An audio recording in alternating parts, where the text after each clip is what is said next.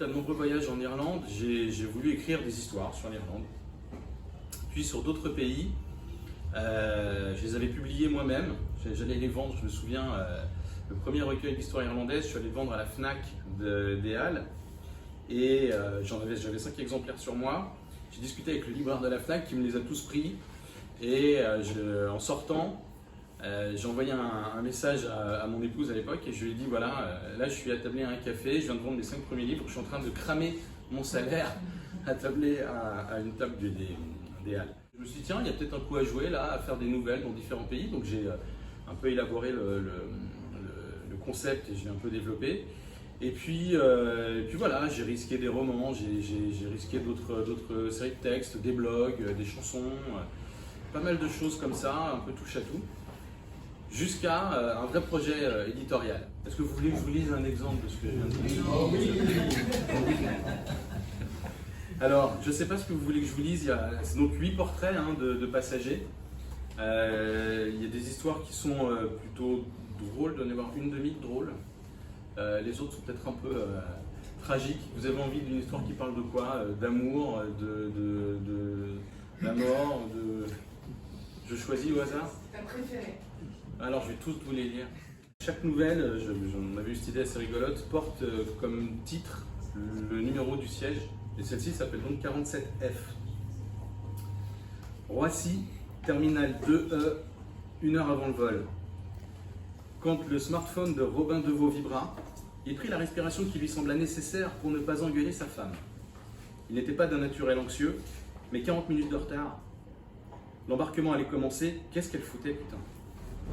C'était bien elle, mais par SMS. Spontanément, il chercha le mot d'excuse, un désolé, un sorry love, quelque chose.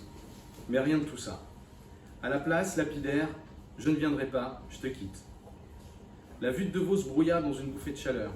Il relut le message. Ça ne pouvait pas être ça. Il aurait mal lu. Ça devait être une erreur. Mais non. Le message venait bien de chérie.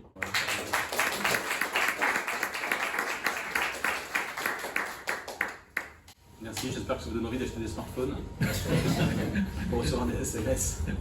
Il y a aussi l'homme d'affaires.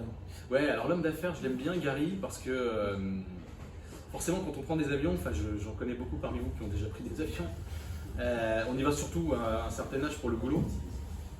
Donc on bosse, qu'est-ce qu'on fait dans un avion? On bosse, mais on ne peut pas faire de réunion, on ne peut pas appeler des collègues pour résoudre un problème ou pour appeler des clients. Donc c'est aussi l'occasion de faire le point sur sa vie en fait.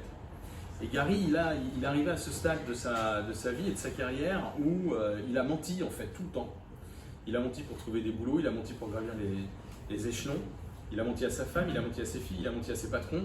Il a tellement bien menti qu'on en voit résoudre un problème inextricable parce qu'il a menti en disant qu'il connaissait le patron d'une entreprise cliente.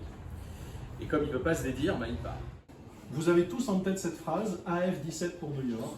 Et la phrase la plus originale, qui aura le plus de sens, qui intégrera cette expression AF17 pour New York, permettra à son auteur ou à son autrice de gagner une sélection des livres des éditions Sénantes que l'on choisit avec Mélissa. Voilà, donc à vos applications mobiles Sénantes pour composer une phrase qui contient AF17 pour New York.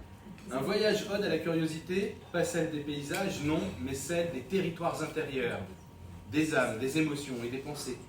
En bref, une invitation au voyage en AF17 pour New York et surtout au cœur de l'humain.